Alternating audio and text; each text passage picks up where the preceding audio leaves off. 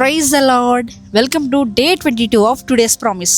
ఈరోజు ఈ ఎపిసోడ్లో దేవుడు మీతో మాట్లాడమంటున్న మాట ఏంటి అంటే, మనం ఎవరిని కొలుస్తున్నాం, ఎవరిని పూజిస్తున్నాం?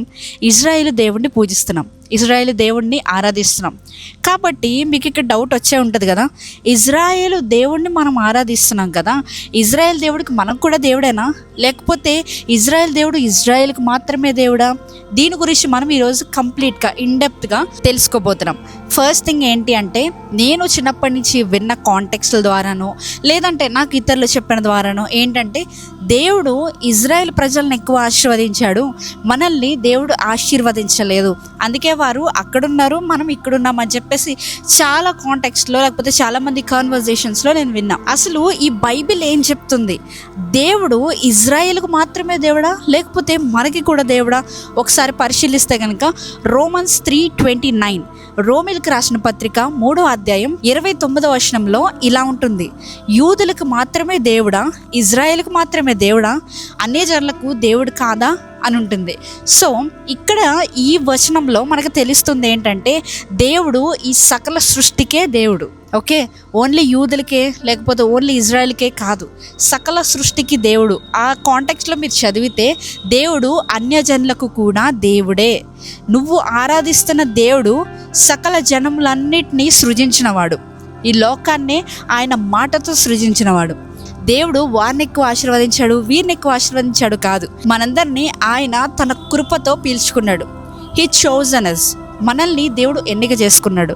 ఇన్ఫ్యాక్ట్ బైబిల్ ఏం చెప్తుందంటే, మనకి దేవుడు దత్తపుత్రాత్మనిచ్చాడంట. దత్తపుత్రాత్మ అంటే ఏంటి అంటే, మనల్ని దేవుడు దత్తకు తీసుకున్నట్టు.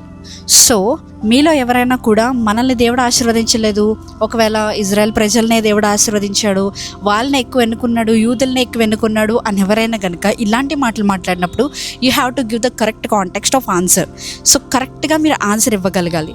రోమీయులకు రాసిన పత్రికలో కంప్లీట్గా దేవుడు ఎలాంటి వాడు, మనల్ని ఎలా ఎన్నుకున్నాడు, మనల్ని ఎలా చూస్ చేసుకున్నాడు, మనకి రక్షణ ఎలా వచ్చింది, మనకి సాల్వేషన్ ఎలా వచ్చింది, ఎవ్రీథింగ్ ఉంటుంది. రోమీయులకు రాసిన పత్రిక చదవకపోతే ఖచ్చితంగా మీరు చదవడానికి ట్రై చేయండి. సో ఈ రోజు నుంచి కనుక మీకు ఏదైనా భయం వచ్చినా లేదంటే ఏదైనా కూడా దేవుడు ఏంటి నన్ను మర్చిపోయాడా, దేవుడు ఏంటి నన్ను చూడట్లేదా అనుకుని ఏదైనా క్వశ్చన్ వచ్చినా ఒకటి గుర్తుపెట్టుకోండి: హీ చోజన్ us. మనం ఇంకనూ పాపంలో ఉన్నప్పుడే ఆయన మనల్ని చూసి మన కొరకు ప్రాణం పెట్టి ఆయన రక్తాన్ని చిందించి మనల్ని విమోచించాడు, రక్షించాడు. కాబట్టి ఈరోజు నుంచి ఒకటే తీర్మానించుకోండి: దేవా, నేను నీ బిడ్డని, నీ సొత్తుని, నీ పేరు పెట్టబడిన దాన్ని. కాబట్టి నేను నడిచే నా దారిలో నేను ఏదైతే తలస్తున్నానో, నేను ఏదైతే కార్యాలు మొదలు పెడుతున్నానో ప్రతి కార్యంలో నీ సహాయం, నీ తోడు కావాలి అని ప్రార్థన చేయి. దేవుణ్ణి అడుగు, తప్పకుండా దేవుడు సహాయం చేస్తాడు. మీలో ఎంతమంది రోమిల్కి రాసిన పత్రిక చదివారు? చదివితే ఎస్ అని, చదవకపోతే నో అని కామెంట్ చేయండి. సో నేను తెలుసుకుంటాను. Thank you so much for watching. Praise the lord.